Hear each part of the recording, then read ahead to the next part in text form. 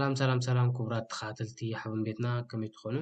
ኣነ እግዚኣብሔር ይመስገን ሰላም ኣለኹ። ንስኹም ሰላም ክትህልው በዓል ሙሉእ ተስፋ እየ። ከምቲ ልሙድ ሓበን ሓዊኹም እየ ዘምሰኹም ዘለኹ ናይ ሎማዓንቲ ድማ መቐፅልታ ናይቲ ክገብሮ ዝቐነኹ ኦፕኒንግ ድሪም ማለት እዩ ልምምድ 3 ክህልወና እዩ ማለት እዩ። ተስፋ ገብር ድማ ሓጋዚ ኮይኑ ክትረኽብዎ ማለት እዩ። ናይ ሎማዓንቲ ድማ እዛ ዝበልኩኹም ክንገብራ ኢና ማለት እዩ። ተስፋ ገብር ይሕግዘኩም ኩሉ ናብቲ መደብ ከብለኩም እየ። ሕጂ ድማ እዞም ቃላት ኣብዚ ንሪኦም ዘለና እዞም ኣብዚ ንህልው ቃላት ናብዚ ብመስርዕ ክንሰርዖም ኢና ማለት እዩ። ብመስርዕ ኣትሒዝና ብቅደም ተኸተል ክንሰርዖም ኢና ማለት እዩ። ዘት ደዚነን ኦፍ ደ ጉደ ፕላትስ ዝብለና ኣሎ። እቶም ሓሳባት ኣብቲ ዝግባእ ቦትኦም ኣቐምጦም ኣለና ኣሎ ማለት እዩ። ኦኬ ብሓንሳብ ዳና ንዕኦም ሕጂ ከነቐምጦም ኢና ማለት እዩ። ሕጂ ብሓንሳብ ንስኹም ብሓንሳብ ኮንኩም ወረቐትኩም ኣቢልኩም ክትሰርዑ ትኽእሉ ኢኹም። ምሳይ ብሓንሳብ ማለት እዩ እንዳተማሃርና ብሓንሳብ ኮይና ብሓንሳብ ኮንኩም ክትፅሕፉ ትኽእሉ ኢኹም ማለት እዩ። ስለዚ ናብቲ መደብ ክንኣቱ ማለት እዩ። ቀዳማይ ካብዘን ኣብዚ ዘለዋ ዓይነቲ እየን ኢልና ንሓስብ ባዕልና ንገምት ማለት እዩ ወይ ባዕልና ንርአዮ ካብኡ ድማ ንምልሶ ማለት እዩ። እቲ ናይ ከምኡ ንገብሮ ዝቐና ሓሳባት እዩ። እቲ ሓሳብ ንስዕ ዓይነቲ ቀዲማ ትመፅእ ካብኡ ድማ ዓይነቲ ትስዕብ እቲ ሕቶ። ስለዚ ኣነ ክምልስ እየ ንስኹም ምሳይ መልሱ ማለት እዩ። ቀዳመይቲ ክትመፅእ ትኽእልሲ ዓይነት ኣብለና ኣሎ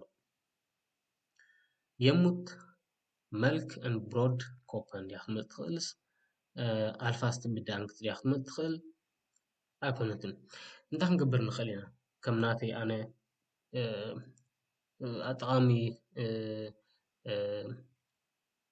ታክቲክ ማለት እዩ ጠቓሚ ክጠቕመካ ዝኽእል ኩርሒ ማለት እያ ንዓኻ ንክሕግዘካ ቀልጢፍካ ንኽትብል ማለት እዩ። ኩሉ ግዜ እንድሕር ደኣ ንኣብነት ኣብ ፈተና ድዩ ገለ እንተኮይኑስ እንድሕር ደኣ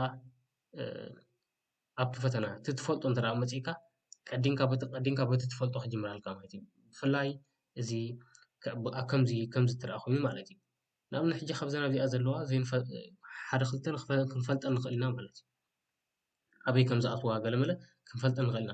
ንኣብነት ኣልፋስት ብዳንክት ማለት እዩ ዳርጋ ናይ መወዳእታ እዩ ማለት እዩ። ኣልፋስት ብዳንክት ምስ ወዳእኻ ኢኻ ትዛረቦ ማለት እዩ። ምስ ወዳእኻ ኣልፋስት ብዳንክት የቐኒለይቲ ኣብ መወዳእታ ትብሎ። ስለዚ እዚኣ ፈጢና ኣለና እንታይ ንጅምር ብኣ ንጅምር ማለት እዩ። ወላ ሓንቲ ኣብዚ ቅድሚት ጀጀምር የብልናን በቱ ንፈልጦ ንጅምር ማለት እዩ። እንታይ ኮነና ሽዑ ማለት እዩ እዚ እንዳጎደለ ይጎለና ምሽ ድሓር ኣብ ምርጫ ይፎክሰና ማለት እዩ። ካብ ቁርብ ጥራይ ክንመርፅ ንግደድ ማለት እዩ። ስለዚ እዚኣ ንኣልያ እዚኣ ንፈልጣ ኔና እዚኣ ናይ መወዳእታ ኢና ግድን ኣብዚ ንገብራ እዚኣ ማለት እዩ። ኣልፋስት ብዳንክት ወዲኡ ኣሎ ማለት እዩ። ስለዚ ናብቲ ንፈልጦ ድማ ንኸይድ ማለት እዩ። ናብቲ ንፈልጦ ኣብዛ ቀዳሚት ክትመፅእ ትኽእል እንድሕር ደኣ ዘይንፈልጦ እንድሕር ደኣ ኩሎም ሓደ ኮይኖም በቃ ንጅምር በቲ ቀዳማይ ማለት እዩ። ማይንብሩ ፒት ቤልደ ቪልየዝሃለን የሙት መልክ ብሮድ ኮፐን ፅቡቅ ጌርካ ክትሓስብ ትኽእል ኣለካ ማለት እዩ። እንታይ ሓሳብ ይህበካ ኣየናይ ሓሳብ ይቅድም ገለ ክትብር ትኽእል ኣለካ ማለት እዩ። ሃይ ፍሩኽ ማይ ኦፍ ኢኮን ኮመን ዳሩም ሄበ ኢክ ኸይን ታይድ ኦን ቦድስኻፕ ትዱን ናይ እዚኣ ክንገብራ ኢና ማለት እዩ። ማይንብሩ ፒት ቤልደ ክንገብራ ኢና ማለት እዩ። ኣስዒብና ድማ እንታይ ማለት እዩ ያ ኦረዲ ሓዉኻ እቲ ፒት ዝበሃል ደው ኢሉልካ ኣሎ እንታይ ማለት እዩ ያ ሃይ ፍሩኽ ማይ ኦፍ ኢኮን ኮመን ናይ ግድን እዚኣ ክትኮን ኣለዋ እምበር ደው ኢሉስ ሓቲትካ ንዓኻ ደው ኢሉልካ ሸዓን ሸዓ ኣብታ ቴሌፎን ደው ኢሉልካ ኣሎ ሓቲቱካ ከዓ ማለት እዩ። ስለዚ እዚኣ ትኸውን ማለት እዩ። ካብኡ ድማ ኣብዚ ነና ድማ የሙት መልክ ብሮድ ኮፐን ቪልየዝሃለን ኣብዚኣ ሕጂ ረኣይዋ እዛ ቪልያይ ዘሃለን ትብል ዘላ ዳሩም ሄበ ኢክ ኸይን ታይድ ኦን ቦድስኻፕ ትዱን እዚአን ክልቲአን ኣብ ሓደ መስርዕ ምዃነን ይነግረና ኣሎ። እዚኣ ቀዳመይቲ ክትኮን ናይ ግድን ሽዑ እዚኣ ኣስቤዛ ንክገብርሲ ግዜ የብለይን ትብል ኣላ እዚኣ ከዓ ቪልያይ ዘሃለን ክተምፅኦ ትኽእል ዶ ብለና እንታይ ማለት እዩ ንስኻ ግዜ የብልካን ግዜ የብለይን ሽዑ እንታይ ስዒቡ እንታይ ይመፅእ ማለት እዩ ክተምፅኦስ ትኽእል ዶ ማለት እዩ ስዒባ ንሳ ትመፅእ ማለት እያ ترديكم خون تسفاي قبر مالتي جزء من أكب حدا بطمان فينا لنا إكبن باس فان ميداخ 5 إير فير تاوس على أن قبرها مالتي لسه أثارها تاوي أبغى مالتي يا أوكي نسخة ساعات حموشت جزخت متسس لزخون كا جزية دم مثل زي بالكا انتهي مالتي نسخة ساعات حموش خا جزية متس ساعات حموش يخاخت متس نجزا انتهي مالتي نسخة جزية بالكا أسبيزان أخت قبل مالتي دارون هبيك خين تايد أم بورس خبط دون ساعات حموش ثلاث متس أسبيز أخت قبل يدخلنا فا سلازي جزية خمسة بالكا بتنقر على خمالتي سلازي تايد قبل كتل اكتم تخيل دو نبلا زي أمعيت كا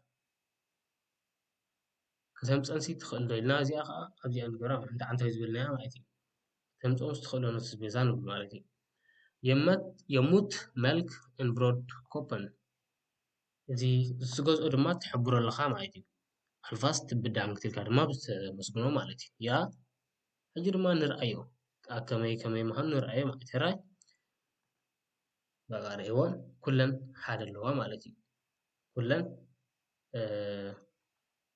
أب مسرع نأتينا لوا مالتي كم زيادة نسرعين مالتي صومن كندي كم زمت أهم أبتحت صحافة مالتي كي حد نسا أتحسب نسا أتداعم زلا مالتي أبزر ما أتقري زلوا مالتي V is the afzender እንታይ ብንሎ ኣንብቦሞ ለስ ደብሪፍ ኣንብቦሞ እቲ ደብዳቤ ኸፍ ዳርና ኣንትዎርድ ኦፍ ደ ፍራኽን ኢን ኦፍኒንግ ፊር ድሓር ኣብቲ ልምድ 4 ዘሎ መልሲ ክሃብ እዩ ዘሎ ካብዚአን ኩለን ክንበልና ማለት እዩ ቪ ኢዝ ደ ኣፍዘንደር መን እቲ ሰዳዲ ይብለና ኣሎ ማለት እዩ መን እዩ ሰዳዲ ካብዚ ንረኣየነ ዝሎ ሰዳዲ ኩሉ ግዜ ኣብዚ ታሕቲ ፅሕፍ ኢልና ኣብ መጀመርያ ኣይኮነን جين مني مالتي لا بيتر خونا لا مالتي بيتر نتقول الله صبح لنا دني أبزين رأيا هو صبح لنا مالتي فول خندن بالله يغتصب مالتي في is the adressir ده في is the adressir ده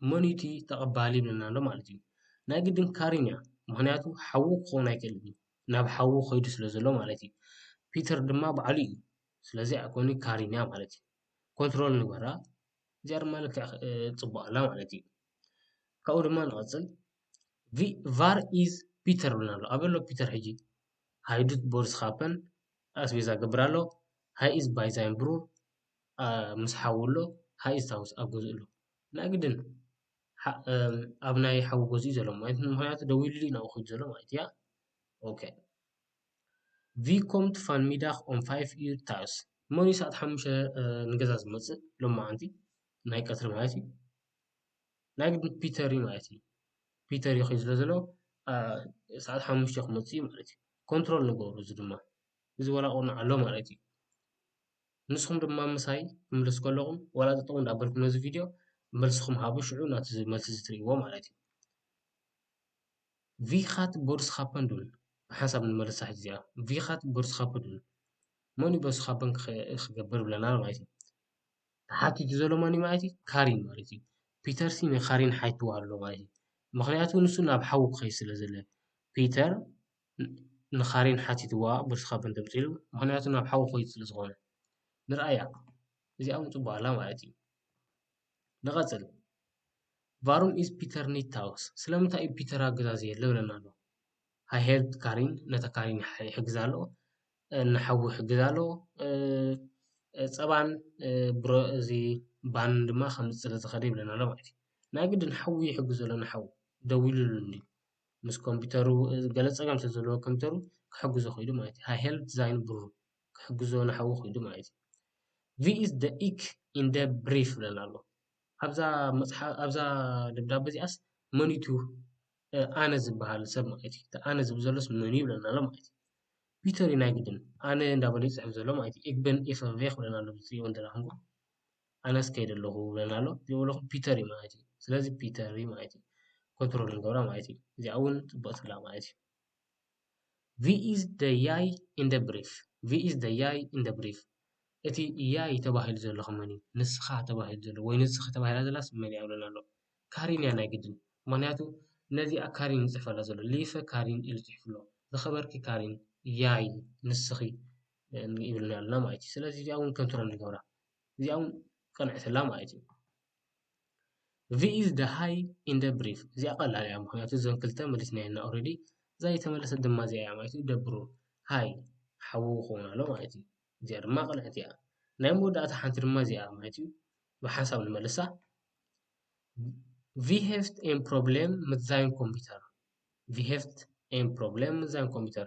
መን እዩ ምስ ኮምፒተሩ ፀገም ዘለዎ ብለና ኣሎ እዚ ድማ ዝቐለለ እዩ ደብሩር ሓዉ ነቲ ፒተር እዩ ማለት እዩ ኮንትሮል ንግበሮ ያ ቅንዕቲ እያ እዚኣ ማለት እዩ ኦኬ እምበኣር ክቡራት ተኸታተልቲ ናይ ቻነል ናይ ሎሙዓንቲ መደበይ ነዚኣ ትመስል ነይራ እዘን ክልተ ዝረኣናየን ማለት እዩ ተስፋ ገብር ጠቒምኩም ክኸውን ከመይ ከም ዝረኸብኩሞ ኣብ ታሕቲ ኣርዩኒ ኢኹም ኣብ ታሕቲ ንገሩኒ ኣነ እውን ክፈልጦ ማለት እዩ ብዝተረፈ ነዚ ዝመስል ነይሩ ምስ ትምህርቲ ማለት እዩ ኣብ ቀፃሊ ብካልእ ቪድዮ ክንራኸብ ኢና ሰሰናዩ ቻው